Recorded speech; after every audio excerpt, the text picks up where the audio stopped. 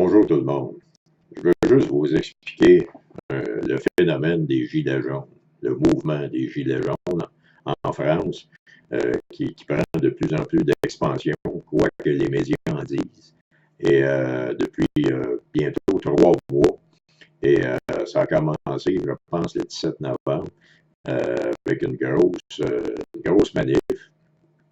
Et le mouvement a pris tellement d'ampleur qu'il y a quelque temps, beaucoup d'autres pays en Europe, près de 25 pays, ont emboîté le pas et ont fait des manifs un peu partout pour contre finalement le phénomène de la mondialisation. Parce que la mondialisation, c'est bourré de tentacules qui se servent de plusieurs éléments pour étouffer la classe moyenne et la saigner à blanc.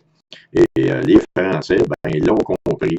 Et la classe moyenne française, c'est-à-dire des millions de personnes, ont descendu successivement et ensemble dans les rues. Et pourquoi le gilet jaune? Ben, c'est simplement que le gilet jaune, c'est une loi en France de l'avoir dans leurs autos. Alors, il y en a un qui a eu la brillante idée d'utiliser ce gilet-là, étant donné que la grosse majorité des citoyens le possèdent déjà, comme symbole de liberté. Donc, le gilet jaune est devenu le porte-étendard, si on veut, du symbole de liberté en France, comme partout ailleurs. Alors, c'est une merveilleuse idée pour faire valoir les injustices et d'imposer au gouvernement, et parce que plus ça va, plus les citoyens vont l'imposer. Surtout quand on regarde les CRS, c'est-à-dire la police anti-émeute qui fait de plus en plus de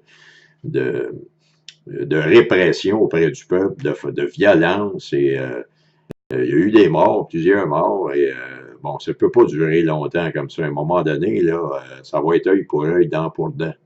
Et puis ça va devenir une guerre civile. Alors le gouvernement, il a besoin comme on dit, de s'habituer parce que c'est pas fini. Et ça va finir quand le gouvernement va avoir compris que c'est plus sa place.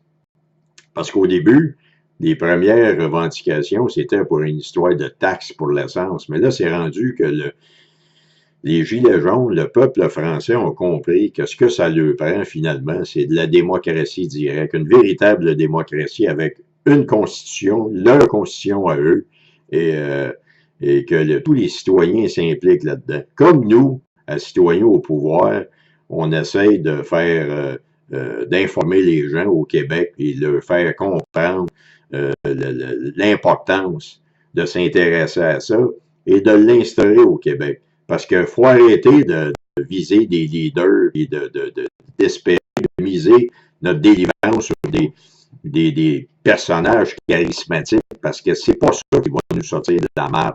C'est pas ça. C'est le peuple lui-même. C'était nous, les citoyens, de prendre notre avenir en main et de s'auto-déterminer, c'est-à-dire de décider de ce qu'on a besoin et de ce qu'on veut. Autant sur le plan des frontières que sur le plan de l'immigration et de la direction qu'on veut suivre au point de vue économique et au point de vue social au Québec. Alors, les Gilets jaunes, c'est un vent de liberté qui a commencé en Europe, puis c'est pas fini. Et je vous invite à suivre ça, à suivre mes posts. J'essaie de renseigner les gens, étant donné que les médias ne le font pas. Alors, faut pas lâcher et tenez-vous au courant. Merci à tous.